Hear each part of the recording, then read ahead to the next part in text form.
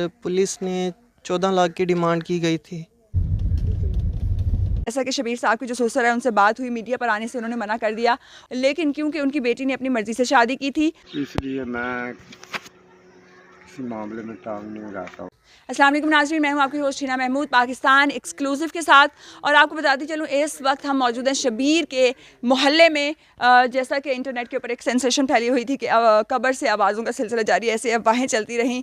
पहले 13 तारीख दी गई, फिर 15 तारीख दी गई, और आज कहा यह जा रहा है शबीर के घर वालों की तरफ से कि आज हमारी कोर्ट में डेट है। हमारा वकील और तमाम लोग वहाँ पर मौजूद हैं और उनको पूरी उम्मीद है कि आज के दिन कब्र कुशाई की जो है इजाज़त ज़रूर मिल जाएगी। और उनका यह भी कहना है कि जो दूसरी पार्टी है, उन्होंने एक नहीं दो वकील करवाए हुए हैं। जब उनसे पूछा गया कि दूसरी पार्टी है कौन जिसके खिलाफ आप लोगों ने मुकदमा किया है, तो उनका कहना था ढके छुपे अल्फाज में कि वो डॉक्टर है जिसने मुबैना तौर पर इंजेक्शन लगाया।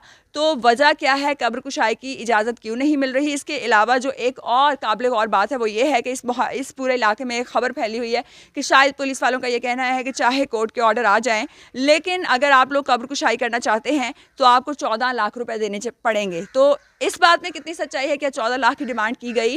और क्या घर वालों को इंसाफ मिल सकेगा? क्या शबीर के साथ कोई अनहोनी हुई, उसका कत्ल हुआ, या मामला कुछ और है?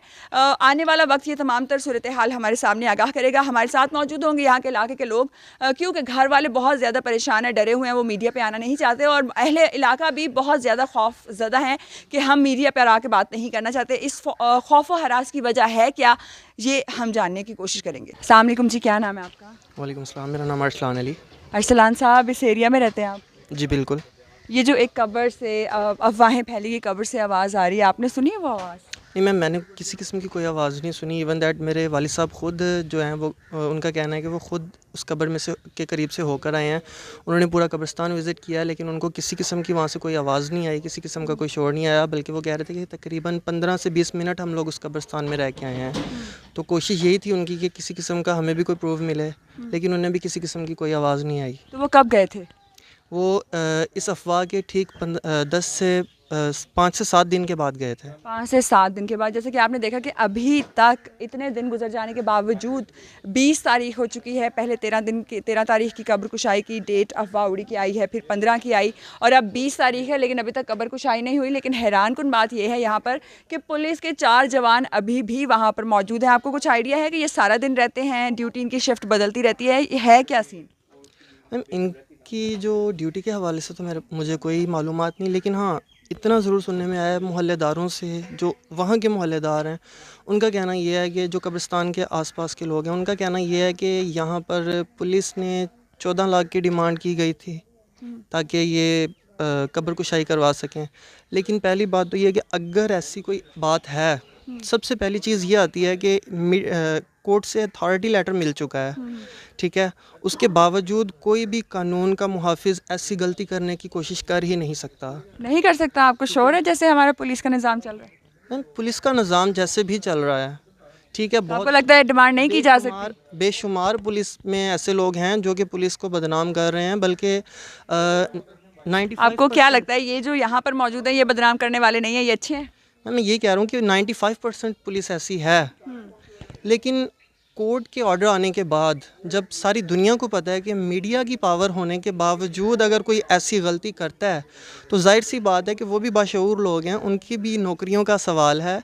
तो ऐसी बात जो अफवाहें उड़ रही हैं, इसके बारे में कुछ कंप्लीट 100% कहना जो है ना, वो गैर मुनासिब होगा। कि क्या आपको लगता है कि जिस तरीके से आप कह रहे हैं कि मीडिया का प्रेशर बिल्डअप होता है, लेकिन पुलिस वाले जो हैं कब्रिस्तान की प्रेमिसेस में किसी को आने की परमिशन नहीं दे रहे? उनका ये कहना है कि हमारे एसएचओ साहब ने या हमारे एसपी साहब ने मना कर दिया कि इस कब्रिस्तान में कोई शूट नहीं होगा, कोई कुछ नहीं होगा, पहले जाकर परमिशन लेकर आएंगे, उसके बाद। तो अफवाहें जो हैं फैलनी रुक गई, मीडिया वालों ने आना बंद कर दिया। तो अब पुलिस का प्रेशर बरकरार है अभी तक?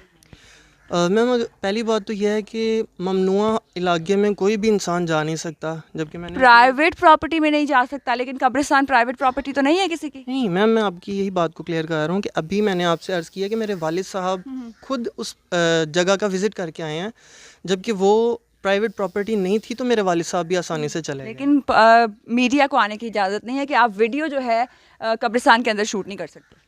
इस चीज़ के बारे में मज़ीद मुझे मालूमात नहीं है, और ना ही इस बारे में मैं कोई मज़ीद आर्गूमेंट्स कर सकता हूँ, क्योंकि इस बारे में मैंने अभी तक ये न्यूज़ मेरी। अच्छा मुझे ये बताएं, क्योंकि आप अहले इलाका हैं और जो अहले इलाका है उनको पता होता है कि क्या चल रहा है, या अफवाहें जो ज़्यादा जल्दी उन तक पहुंच जाती हैं। कुछ लोग जो हैं वो बहुत डर रहे हैं, मीडिया पे नहीं आ रहे, वो कहते हैं हमें बात ही नहीं करनी इस बारे में। उनकी फैमिली से भी हमने बात की, आज जो है डेट है और उनके घर वालों को ये लगता है कि मुमकिन तौर पर आज शायद कब्र कुशाई की जो है वो उनको इजाज़त मिल जाए, और अगर कोर्ट में कब्र कुशाई की इजाज़त नहीं मिलती तो वो रोड ब्लॉक करने की तरफ भी जाएंगे। वो बाज़िद हैं कि हमें अपने वारिस के लिए हक चाहिए। आपको लगता है मीडिया के ऊपर आकर बोलने से इलाके के लोग डर रहे हैं? जी बिल्कुल, मीडिया के सामने आकर बोलने से लोग डर रहे हैं, और उनकी कुछ उसकी वजूहात में से एक वजह ये भी हो सकती है कि शायद वो इस बात से डर रहे हों कि अहले खाना जो हैं उनका एतराज़ ना बने। लेकिन वो ये भूल गए हैं कि अगर मीडिया पे आके वो अपनी आवाज़ उठाते हैं, अहले खाना अगर ये बात उठाते हैं, तो उसको कानूनी तौर पे बहुत ज़्यादा सपोर्ट मिल सकती है यहाँ से मीडिया की। बिल्कुल, मीडिया जो है आवाज़ पहुंचाता है, लेकिन अफ़वाहें जो हैं उस तरीके से जिस तरीके से फैल रही थी वैसा वाक़या नहीं है। लेकिन कब्र कुशाई जो है बेहद ज़रूरी है, क्योंकि फ़र्स्ट ऑफ़ ऑल तो जो है जैसे कि उनके घर वालों को अगर लगता रहा कि वो ज़िंदा थे, पोस्टमार्टम होगा तो उनको तसल्ली हो जाएगी। सेकेंडली जो इंजेक्शन लगा वो इंजेक्शन क्यों लगा, उसकी जाँच पड़ताल हो जाएगी। थर्डली अगर कोई मामला कुछ और है तो वो भी खुल के सामने आ जाएगा। दूध का दूध और पानी का पानी होना बेहद ज़रूरी है। जो शबीर साहब थे उनके अहले खाना जो हैं वो उनका ये कहना है कि आज डेट है, लेकिन जो दूसरी पार्टी है अब उन्होंने ये वाज़ेह नहीं किया पूछने के बावजूद कि मुद्दई ये है तो मुलजिम कौन है। तो दूसरी पार्टी जो है उन्होंने एक नहीं दो वकील करवाए हुए हैं, पिछली सारी डेट्स पे वो आते रहे, लेकिन इस डेट पे जो है मुबैना तौर पर वो नहीं आए। अगर इस डेट पे कब्र कुशाई की नहीं इजाज़त मिलती तो कहा यह जा रहा है कि वो रोड ब्लॉक करने की तरफ भी जाएंगे, और रोड जो वो ब्लॉक करेंगे वो है मुल्तान रोड, ताकि उनको इंसाफ मिल सके। उनके वारिस की जो है, उनके वारिसीन का ये कहना है शबीर साहब के कि उनका पोस्टमार्टम होना चाहिए, कब्र कुशाई जो बेहद ज़रूरी है। इसके साथ साथ एक और अहम इंकिशाफ जो इस वीडियो में हम करने जा रहे हैं, जैसा कि शबीर साहब की जो ससुर है उनसे बात हुई, मीडिया पर आने से उन्होंने मना कर दिया।